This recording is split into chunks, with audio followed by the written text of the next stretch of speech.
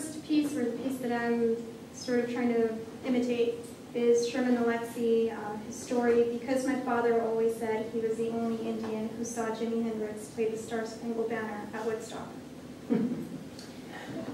After all the shit I'd been through, my father said, I figured Jimmy must have known I was there in the crowd to play something like that. It was exactly how I felt. 20 years later, my father played Jimi Hendrix tape until it wore down. Over and over, the house filled with rocket spread glare and bombs bursting in air. He'd sit by the stereo with a cooler of beer beside him and cry, laugh, call me over, and hold me tight in his arms. His bad breath and body odor covering me like a blanket. Jimi Hendrix and my father became drinking buddies. Jimi Hendrix waited for my father to come home after a long night of drinking. Here's how the ceremony worked. I would lie awake all night and listen for the sound of my father's pickup. When I heard my father's pickup, I would run upstairs, throw Jimmy's tape into the stereo. Jimmy would bend his guitar into the first note of the Star-Spangled Banner, just as my father walked inside. My father would weep, attempt to hum along with Jimmy, and then pass out with his head on the table. I would fall asleep under the table with my head near my father's feet. We'd scream together until the sun came up. The day after, my father would feel so guilty that he would tell me stories as a means of apology. I met your mother at a party in Spokane, my father told me once. We were the only two Indians at the party, maybe the only two Indians in the whole town. I thought she was so beautiful. I figured she was the kind of woman who could make buffalo walk up to her and give up their lives. She wouldn't have needed to hunt. Every time we went walking, birds would follow us around. Hell, tumbleweeds would follow us around. Somehow, my father's memories of my mother grew more beautiful as the relationship became more hostile. By the time the divorce was final, my mother was quite possibly the most beautiful woman who ever lived. Your father was always half crazy, my mother told me more than once, and the other half was on medication. But she loved him too, with a ferocity that eventually forced her to leave him. They fought each other with the kind of graceful anger that only love can create. Still, their love was passionate, unpredictable, and selfish. My mother and father would get drunk and leave parties abruptly to go home and make love. Don't tell your father I told you this, my mother said, but there must have been 100 times he passed out on top of me. We'd be right in the middle of it. He'd say, I love you. His eyes would roll backwards, and then out went his lights. It sounds strange, I know, but those were good times. I was convinced during one of those drunken nights half of me was formed by my father's whiskey sperm, and the other half formed by my mother's vodka egg. I was born a goofy reservation mixed drink, and my father needed me just as much as he needed any other kind of drink. One night, my father and I went driving home in a near blizzard after a basketball game, listening to the radio. We didn't talk much. One, because my father didn't talk much when he was sober, and two, because Indians don't need to talk to communicate. Hello out there, folks. This is Big Bill Baggins with a late night classic show on KROC 97.2 on your FM dial. We have a request from Betty in Tekowa. She wants to hear Jimi Hendrix's version of the Star-Spangled Banner, recorded live at Woodstock. My father smiled, turned the volume up, and we rode down the highway while Jimmy led the way like a snowflow. Until that night, I'd always been neutral about Jimi Hendrix. But in that near blizzard, with my father at the wheel, with nervous silence caused by the dangerous roads, and Jimmy's guitar, there seemed to be more to all that music. The reverberation came to mean something, took form and function. So this is called Because My Brother Always Said He Was the Original Man in Black. My brother wants to be a cowboy and an Indian at the same time. Since he can't choose between the two, he mimics the only man he thinks can capture both. I don't know when it started, but I first noticed it on a Halloween night when our aunt asked him who he was supposed to be. It didn't surprise me to see him in a cowboy hat, so I didn't think he was in a costume. But it wasn't just the hat. My brother was all decked out in a black shirt, black jeans, black belt, and black cowboy boots. I'm the original man in black, he said. and then lowered his voice to a gravel. I'm Johnny Cash. We all ignored him like we usually do. But my brother took himself seriously. His costume became his uniform, the man in black became his theme song, and the mournful figure has roamed through our house since that day. He cries for the world's shortcomings. He harps on about how the world would be a better place without people, because the most powerful rape and abuse whatever they can, like the Spaniards who raped and abused our ancestors, destroyed our identity, and left us to exploit ourselves. He tries to be a conscious man, but he's mostly just lonely.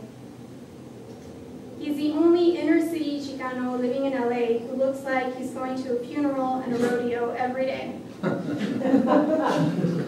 He gets up in the morning, irons his clothes until they could stand straight, polishes his shoes, and combs every stranded hair into place.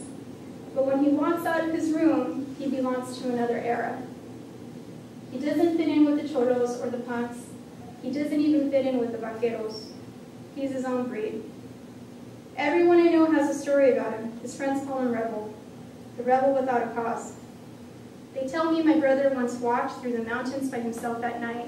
He had no compass, no flashlight to guide him, but he still managed to find his way back to their camp. When he came in the morning, he was as fair as his first day. My brother says it wasn't true. He wasn't exactly naked. He says he was answering the wind's call, walked alone for miles and miles, and took off his shirt because after a long walk on mushrooms, one gets hot. He's happiest when he loses himself in those mountains to track their histories and collect their legends. Travels to Tahoe and Yellowstone, any other mountain range within his reach, for days, weeks at a time, to do some soul searching and to escape the house we grew up in, the house in which he still lives. Returning from those ventures is a sobering act. At home, there's no connecting anyone to anything.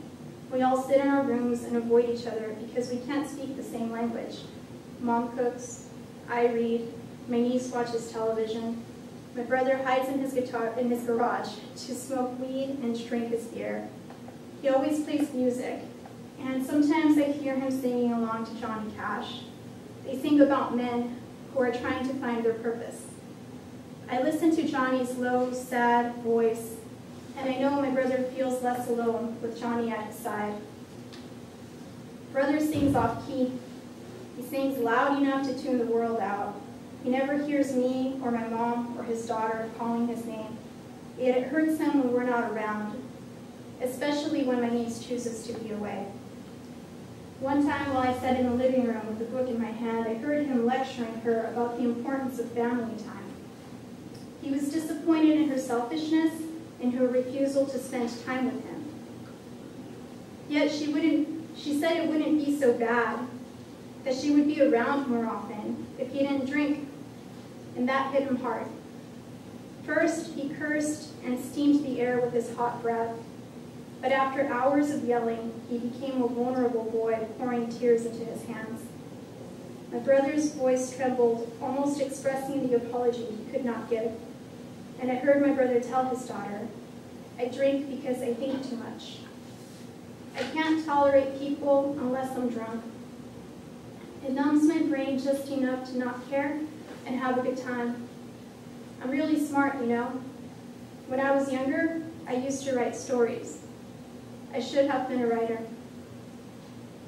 I used to think my brother, the firstborn male, had been given every opportunity in the world to succeed and that he cries over nothing. Maybe I still do. But after that day, I tried to understand him. I started to understand him a little better. If writing is his purpose, writing requires a mix of loneliness and courage, and my brother has a hard time dealing with both. He doesn't know where to start. My brother told his daughter many times, you want to live a life of choices, full of promises, so you can take care of yourself and feel proud. I knew the type of pride he meant, and it didn't come with a costume. He meant the pride that comes with being yourself and doing something that makes you better. I keep expecting him to surprise me by changing the things he can control, and sometimes he goes through seasons of drinking and not drinking as much. Every time he gets a DUI, he chases after God faster than a speeding bullet, but his aim is off, and he misses everything he tries to hit except for us. Every disappointment feels like a heavy blow. But when I'm at my angriest, I get a random text from him, and the last one he sent, he tells me about how he burnt himself cooking. Hot oil spilled all over his right hand, and the doctors were shocked by how quickly he healed. So he started telling anyone who asked that he's like the Wolverine. Except he's one of the X-Men. He thought I could use the idea for a comic. I laughed and was surprised by how quickly he diffused my anger with a simple thought. And at the core of it all, my brother just wants to turn into the best version of a man he can summon, a rebel with a cause of some sort, a man everybody loves to love despite his many flaws. If my brother could summon a writer, he'd be Hemingway. If he could summon a warrior, he'd be Crazy Horse, and he'd hang Custer's head on the wall. But the only thing hanging over my brother's head is an unfulfilled dream and broken illusion. And so he continues to live like a man in a classic folk song.